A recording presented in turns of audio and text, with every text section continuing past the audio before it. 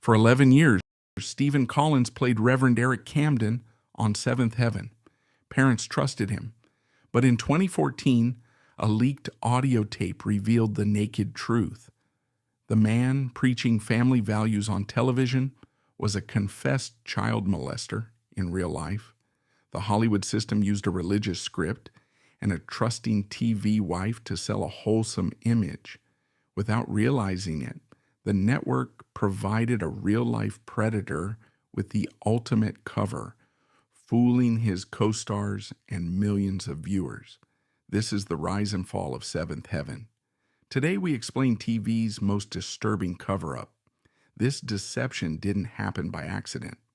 It was a direct product of the mid-1990s television industry. That is where the trap was set. In 1996, the American television landscape was loud, gritty, and increasingly violent. Viewers were bombarded with the rising sensationalism of daytime talk shows, intense police dramas, and teen shows that pushed the boundaries of sex and rebellion. Parents were getting angry. They were writing letters to networks, complaining that there was nothing safe left to watch with their children. Television executives are not moral philosophers. They are businessmen. When they saw millions of anxious parents turning away from their channels, they did not see a moral crisis. They saw a highly profitable gap in the market. The WB network desperately needed a clean program to calm these parents down and secure advertising money from family-friendly brands. Seventh Heaven was born to fill that exact void.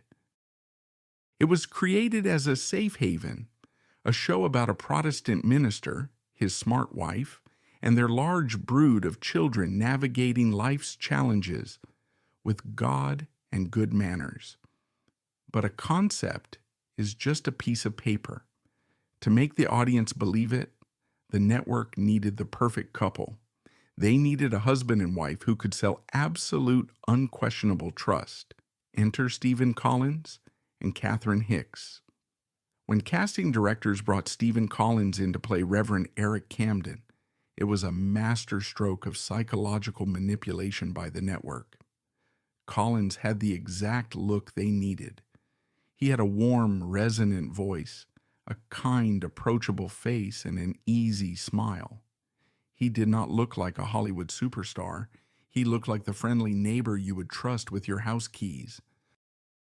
They gave him a pastor's collar and told him to play the ultimate moral compass. But Eric Camden could not carry the illusion alone.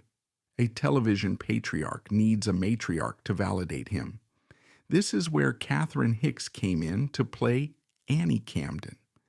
Hicks was a deeply talented, respected working actress. She had a natural warmth and a fierce maternal energy that translated flawlessly on camera. When the network paired them together, they created a very specific, carefully controlled dynamic. They were not just hired to play husband and wife. They were hired to build a moral fortress. If you look closely at the scripts from those early seasons, the power dynamic between Eric and Annie was meticulously designed. Annie was written as a highly intelligent, capable woman. She ran the household, managed the children, and had strong opinions. But the writers made sure of one crucial thing.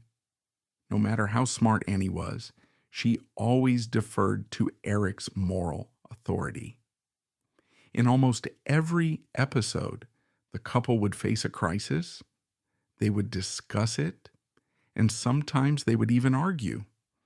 But the camera would always eventually cut to Annie looking at her husband with absolute, unwavering admiration. Even if she disagreed with him at first, the script inevitably concluded with Annie admitting that Eric was right. She trusted his heart completely. This on-screen relationship was the most powerful psychological tool the network possessed. The psychology they forced onto the audience was brilliantly simple. The viewers at home looked at Annie Camden. They saw a wonderful, smart, protective mother, The subconscious message was clear. If a woman as smart and loving as Annie respects this man so deeply, he must be a genuinely good person. The audience borrowed her trust.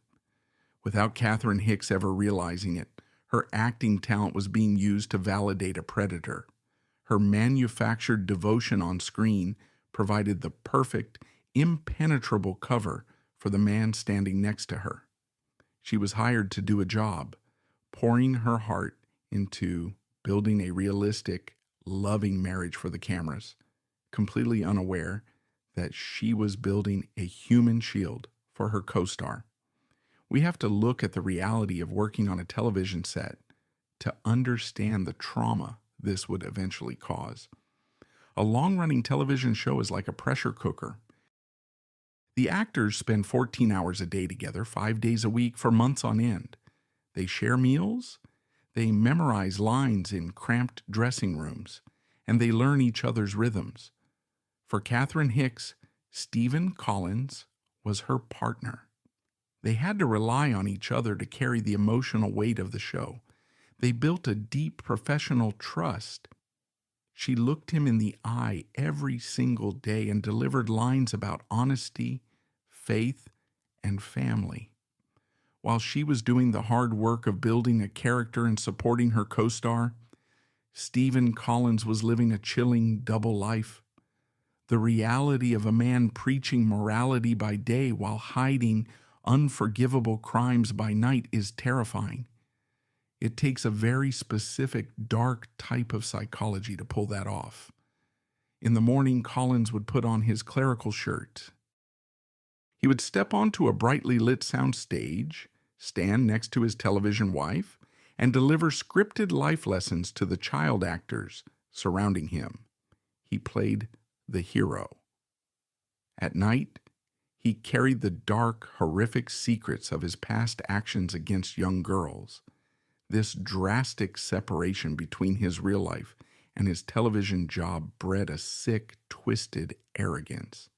Imagine the ego required to stand in front of dozens of cameras, to be praised by millions of viewers every single week as a living saint, all while knowing that nobody suspected your true nature. The wholesome television scripts did not inspire him to seek help or become a better person. Instead, they served as a daily operational manual. The show helped him perfect the mask he needed to survive in the real world. He weaponized the trust of the American public, and more directly, he weaponized the professional trust of his television wife. For the first few years of the show, the ratings climbed steadily. Seventh Heaven became a massive hit. The network executives were thrilled. They had found their cash cow. The advertising money from family-friendly brands poured in. The machine was working perfectly.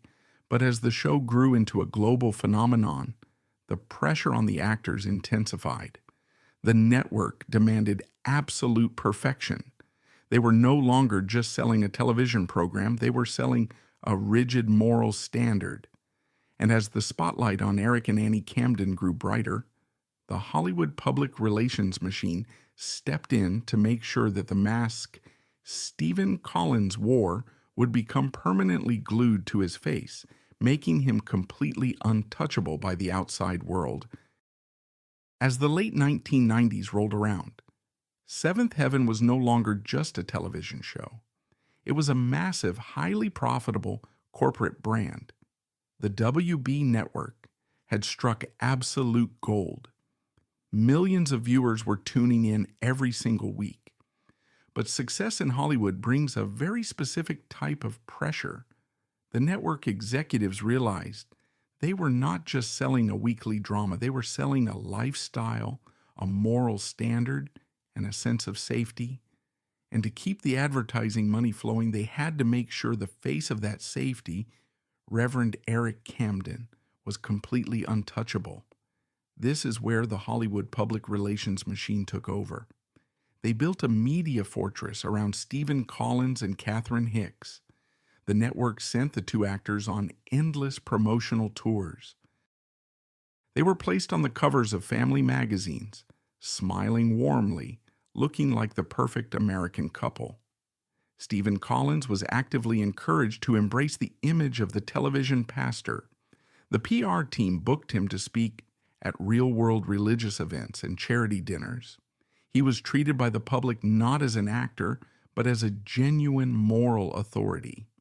You have to understand how the media worked back then. Tabloid reporters and paparazzi are hunters. They look for weakness. They look for stars stumbling out of nightclubs or getting into fights. But the network had painted such a wholly boring and pristine picture of Stephen Collins that the tabloid reporters simply walked away. They did not dig into his past. They did not look closely at his private life. Why would they? The executives who signed the paperwork to cut Jamie Foxworth's contract to fund Jaleel White's salary increase did not directly hand her a script for a highly stigmatized underground production. However, they engineered the exact socioeconomic conditions that made that outcome inevitable. They took a vulnerable performer, isolated her from reality, utilized her image for corporate profit, and then pushed her into a void without a parachute. The erasure of Judy Winslow was a clean, efficient budgetary adjustment on a studio spreadsheet. The reality of that adjustment was a deeply scarred former star, shattered by depression and severe chemical reliance, forced to participate in profoundly compromising on-screen scenarios to sustain the desperate habits required to forget that the world had thrown her away. Hollywood proved that it could seamlessly erase a youthful talent from a television screen, but it completely ignored the devastating human cost left on the floor in the process. For a working actress like Catherine, television is a grinding, exhausting blue-collar job wrapped in a white-collar suit. When you sign on to do a television show, you are required to sign a standard ironclad contract. Usually, this contract locks you in for up to 7 years. You sign this paper before the first episode even airs. If the show fails, you are out of a job. But if the show becomes a massive hit like Seventh Heaven did, the studio essentially owns you. By the time the show reached its peak in the early 2000s, Catherine Hicks was working 60 to 70 hours a week. She was completely locked into her contract. Even if she was exhausted, even if she wanted to take a break or do a different project, she could not walk away. If an actor tries to break a network contract, the studio will sue them for millions of dollars. It will bankrupt them and destroy their career forever. She was trapped by her own success. Because of this financial and legal reality, Catherine had to show up to the soundstage every single morning. She had to stand on her mark. She had to look Stephen Collins directly in the eyes, hold his hands, and project absolute, unconditional love. She was a professional doing her job to support her family. She put all of her energy, all of her acting talent, and all of her genuine warmth into making Annie Camden feel real to the audience. This is where the story gets deeply disturbing. Stephen Collins knew how the business worked. He knew Catherine was locked into her contract just like he was. He knew she had to show up and play the devoted wife day after day, year after year. And he silently weaponized her professionalism.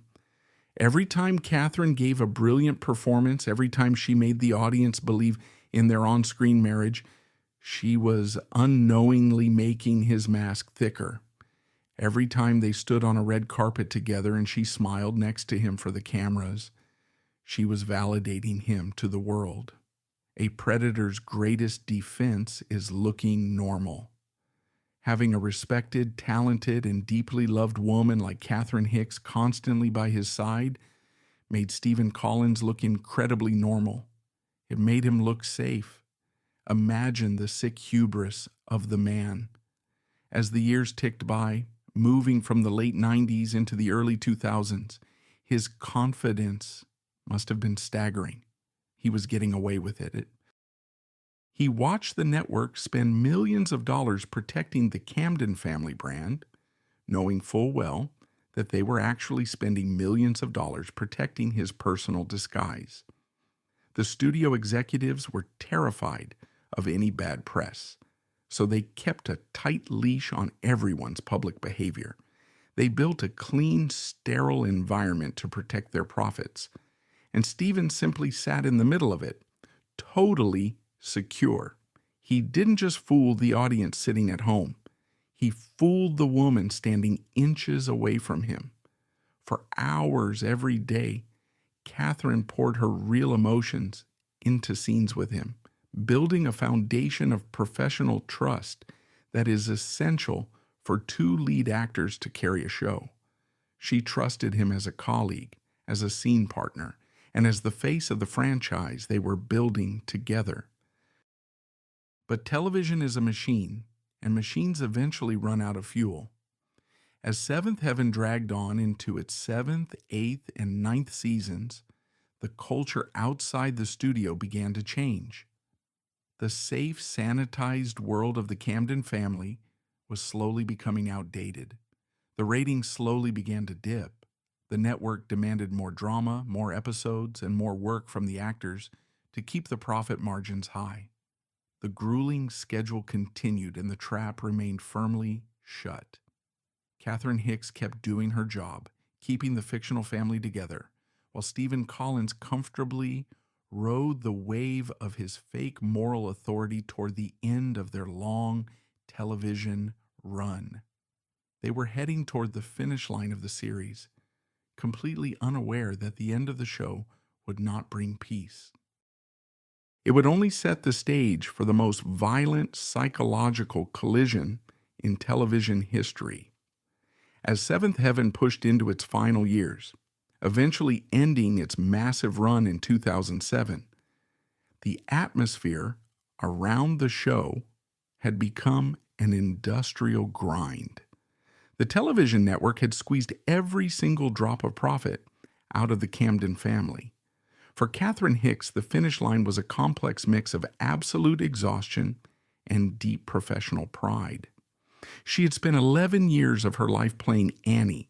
She had worked grueling 14-hour days, memorized thousands of pages of dialogue, and successfully raised a fictional family on screen. When the director finally called cut for the very last time, the cast went their separate ways. The heavy studio doors closed. Catherine believed she had successfully completed a massive, respectable job.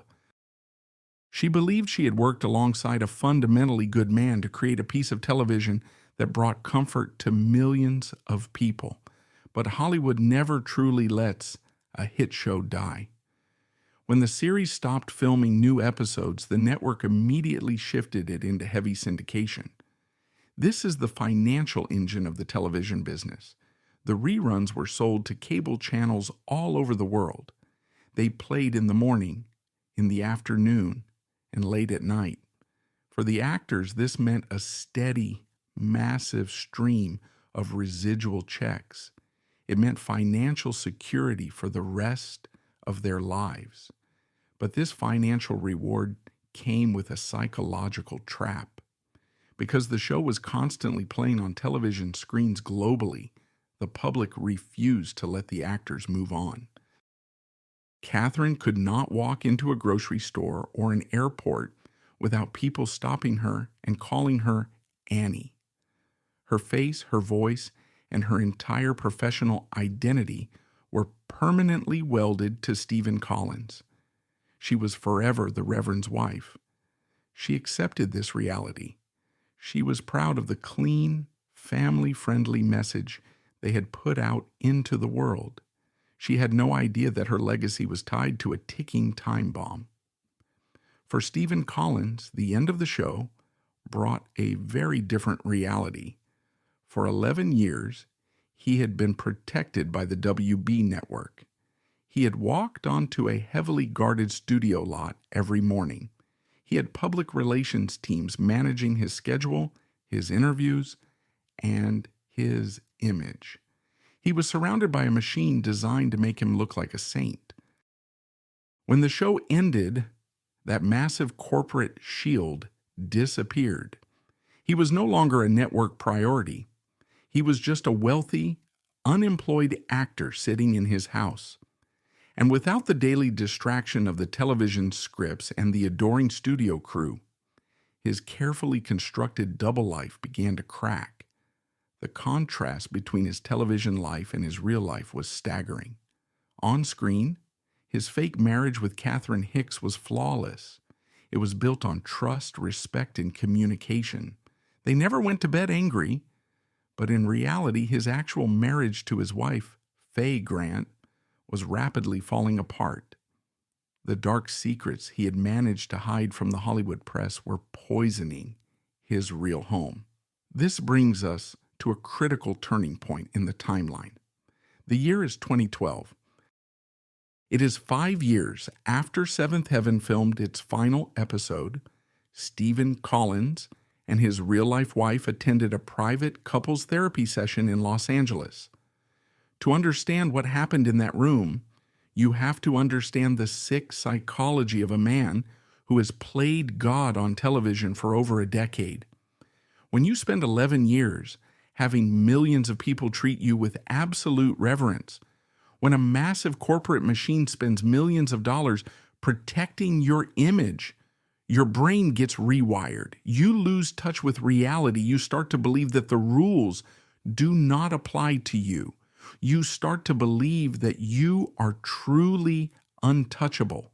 Stephen sat in that therapy office feeling completely secure. He thought he could manage his real wife the exact same way he managed his television scripts. He thought he could control the narrative, but Faye Grant was not Annie Camden. She was not a fictional character written to look at him with blind admiration. She was a real woman who suspected the terrifying truth about the man she had married. Before the session began, Faye Grant made a decision that would eventually shatter the Hollywood illusion forever. She quietly turned on a digital audio recorder and hid it. During that therapy session, Stephen Collins opened his mouth and began to speak. Because of the arrogance built by his years of television fame, he did not hold back. He confessed. With the same warm, calm, authoritative voice he used to preach sermons on Seventh Heaven, he detailed his horrific past crimes against young girls. He admitted to the abuse. He spoke about his actions casually, sitting in a comfortable chair, completely unaware that a microphone was capturing every single word. He left that therapy session believing his secret was still safe. He went back to his life. He continued to collect his massive syndication checks. He continued to do interviews and accept the public's praise as America's favorite television dad. But the tape existed. The hard, undeniable proof of his predatory nature was recorded. For 2 years, that audio file sat in a drawer. It was a loaded weapon pointed directly at the heart of the television industry. During those 2 years, the reruns of Seventh Heaven continued to play on loop. Families continued to gather around their televisions to watch Reverend Eric give moral advice. The deception was still active, still generating millions of dollars in advertising revenue for the networks. And somewhere in Los Angeles, Catherine Hicks was living her life, completely blind to the danger approaching her. She was continuing her acting career, raising her own family, and enjoying the respect she had earned. She had no way of knowing that the man she had trusted, the man she had defended, and the man she had called her husband for 11 years had handed someone the exact tool needed to destroy everything they had built. The Hollywood machine had built a monster and dressed him in a collar. The network had used Catherine Hicks as his shield. But the system could no longer protect him from his own arrogance. The bomb was set, the fuse was lit, It was only a matter of time before the tape found its way into the hands of the press, and the violent explosion would leave Catherine Hicks standing right in the center of the blast zone. October 7th, 2014, is the day the carefully constructed Hollywood illusion violently shattered. The internet changed the way news traveled. In the old days, a scandal could be managed, slowed down, or buried by high-paid public relations teams. But by 2014, the digital media machine operated at a terrifying speed. TMZ, the massive celebrity news outlet, published the audio recording. They did not just write an article about it, they uploaded the raw, unedited tape to their website. Within minutes, the audio file was being clicked, shared, and played on laptops and smartphones all over the world. When people pressed play, they heard a voice they knew intimately. It was the calm, resonant, comforting voice of Reverend Eric Camden. It was the exact same voice that had spent 11 years preaching about honesty, faith, and family values on their television screens. But the words coming out of that familiar voice were straight out of a nightmare. People listened in absolute horror as the television pastor casually confessed to his dark history. There was no room for denial. There was no PR spin that could fix this. It was his voice, speaking his truth. The mask had finally been ripped off. While the public reacted with anger and disgust, we have to turn our attention to the human collateral damage left in the center of the blast zone. We have to look at Catherine Hicks. Try to imagine the exact moment she found out. She was not a fan watching from a distance. She was his television wife. When a scandal of this magnitude breaks, an actor's phone starts ringing frantically. Agents, managers, friends, and family all call at once. The press immediately starts hunting for a quote. When Catherine heard the news, the psychological impact would have been like a physical blow. The human brain is not built to process that level of immediate betrayal. For 11 years, she had stood on a soundstage and looked into this man's eyes. She had held his hands. She had rested her head on his shoulder. She had cried real tears in emotional scenes with him. She had trusted him with her physical safety and her professional reputation. To understand the depth of her trauma, you have to understand the specific psychology of acting. Acting is not just pretending. It requires a deep emotional vulnerability. To make a marriage look real on television, an actor has to lower their natural defenses. You have to open your heart to your scene partner. You have to create a bond. Catherine Hicks did this every single day. She gave Stephen Collins her trust so they could build the Camden family together. When that tape leaked, every single one of those memories was instantly poisoned. She had to look back at over a decade of her life and realize that her trust had been weaponized. She realized that while she was working hard, opening her heart and doing her job, Stephen Collins was standing right in front of her, hiding a monster. He let her trust him. He let her defend him. He let her smile next to him on red carpets, knowing exactly what he had done in the dark. This is a specific type of psychological violence. It is not just a lie. It is a profound violation of a person's reality. And then the cold, ruthless machinery of Hollywood kicked in. When the tape dropped, the television networks did exactly what corporations do when their money is threatened. They panicked. At the time, Seventh Heaven was still playing heavily on syndication networks like UPTV. It was still generating advertising revenue. But within hours of the audio leaking, the executives held emergency meetings. They did not hold these meetings because they were suddenly overcome with a deep moral sadness for his victims. They held these meetings because the advertisers started calling, Companies that sell diapers, cereal, and family products will not run their commercials next to the face of a confessed child predator. The money stopped. And the moment the money stopped, the Hollywood machine pulled the plug. The networks immediately wiped Seventh Heaven from their broadcast schedules. They took down the reruns. They scrubbed the show from their promotional materials. Stephen Collins was instantly blacklisted, but look at the collateral damage. By erasing the show, the networks also erased Catherine Hicks's life work. She had spent the best years of her career building that character. As a working actress, a long-running hit show is your legacy. It is the thing you are supposed to be proud of for the rest of your life. You are supposed to be able to look back, show your grandchildren, and say, I made something that people loved. Stephen Collins stole that from her. Because of his actions, Catherine could never proudly mention Seventh Heaven again.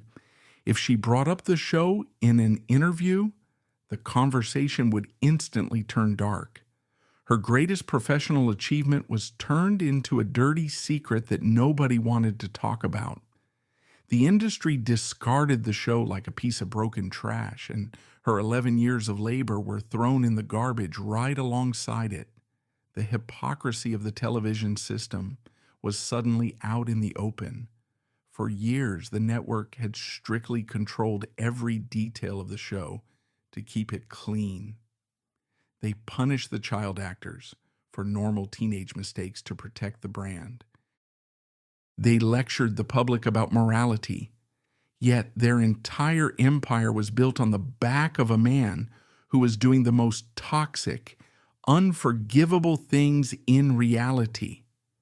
They protected the predator as long as he was profitable, and they threw him away the second he became a liability, leaving the rest of the cast to deal with the wreckage.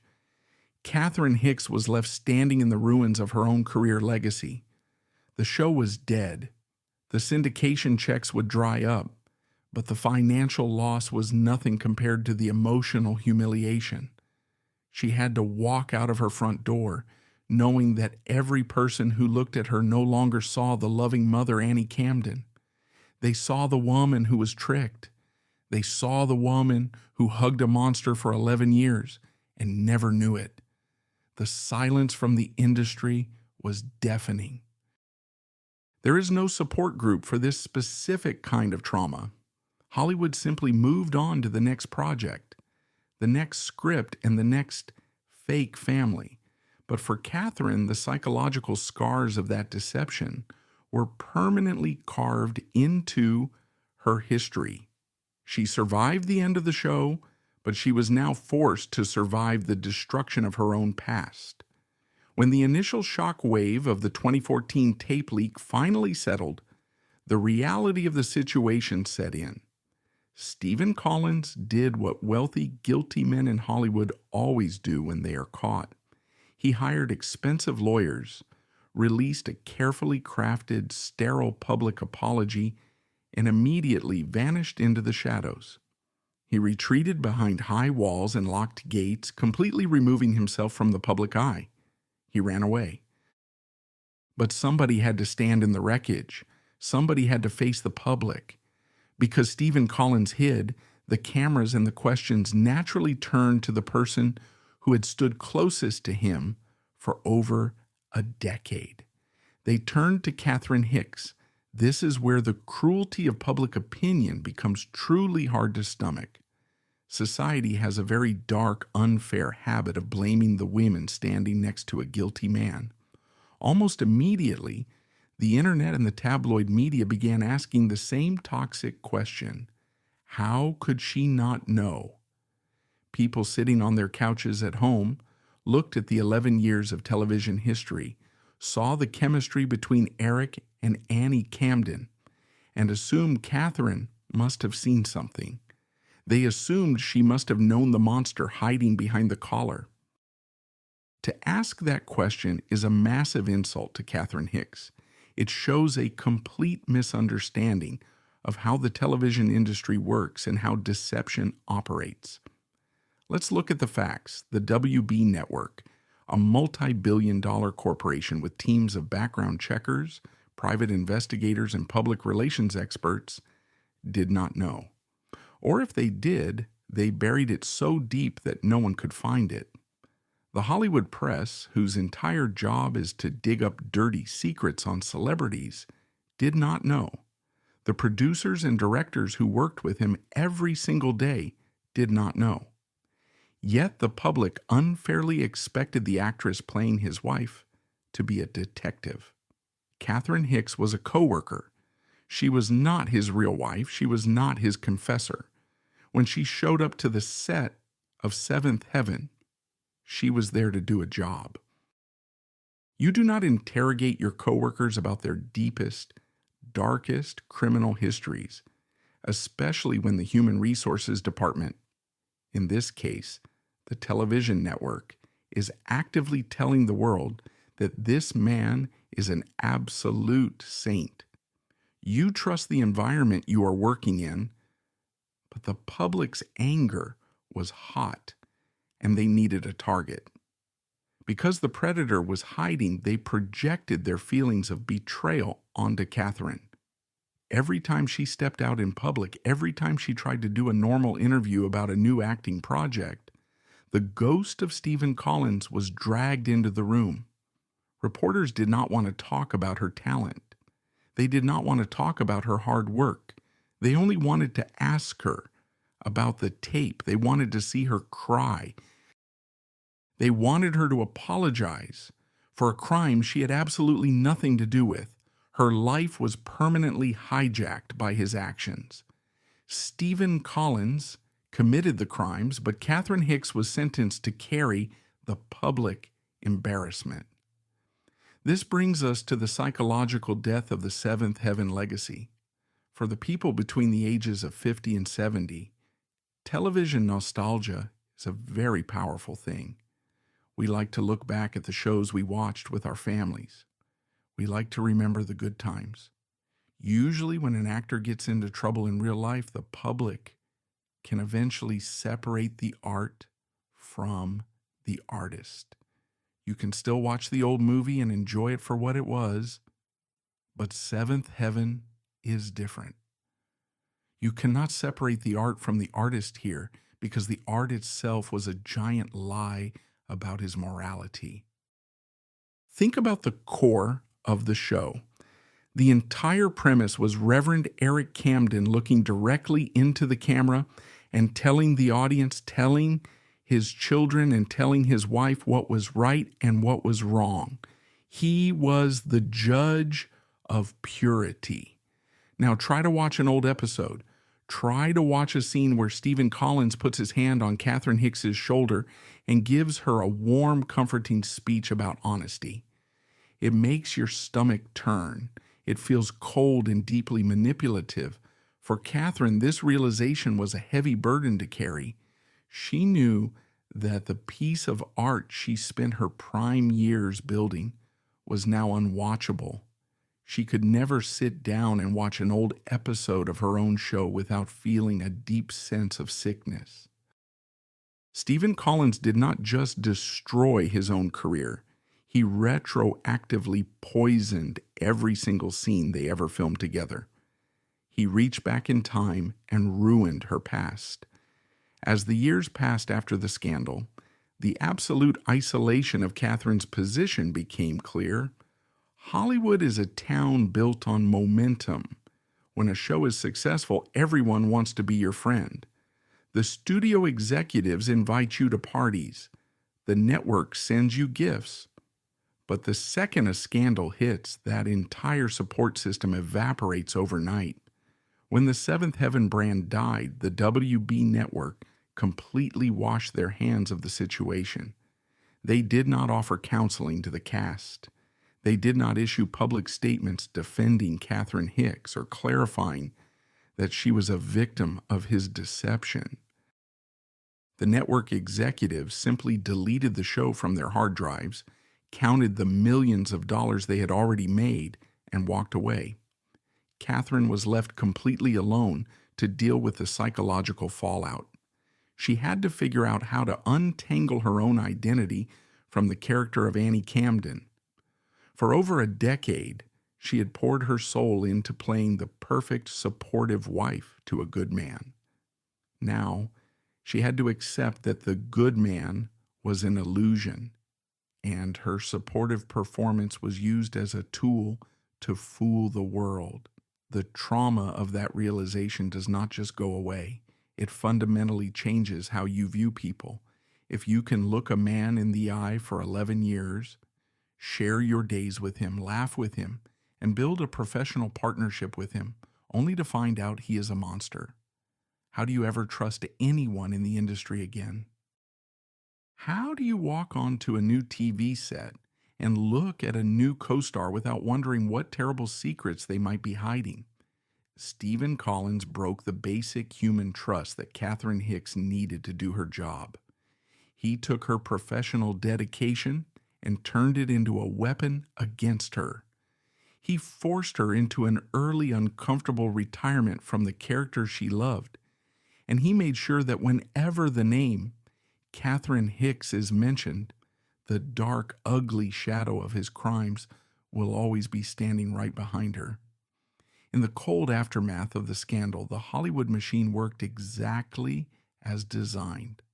Stephen Collins did not face a prison cell. Protected by the expired statute of limitations and the millions he made playing a saint, he simply retreated into a quiet, wealthy retirement. He vanished, leaving his television family to face the public fallout alone. Catherine Hicks could not simply disappear. She had to navigate an industry that now viewed her not as a talented veteran, but as the ghost of a tarnished legacy. The network executives, who profited massively from the show, silently erased Seventh Heaven from their schedules and walked away, offering no support to the cast left in the wreckage. To them, Catherine and the child actors were simply disposable parts of a broken machine. Today, Seventh Heaven is a ghost town. It is one of the only massive hits in television history permanently erased from modern culture. You cannot watch it for nostalgia. The art is forever stained by the reality of the artist. The story of Eric and Annie Camden stands as a chilling reminder of the media we consume. It proves that the most dangerous figures do not lurk in dark alleys. Sometimes they are hired by networks, dressed in a pastor's collar, and beamed directly into your living room to teach your children about morality.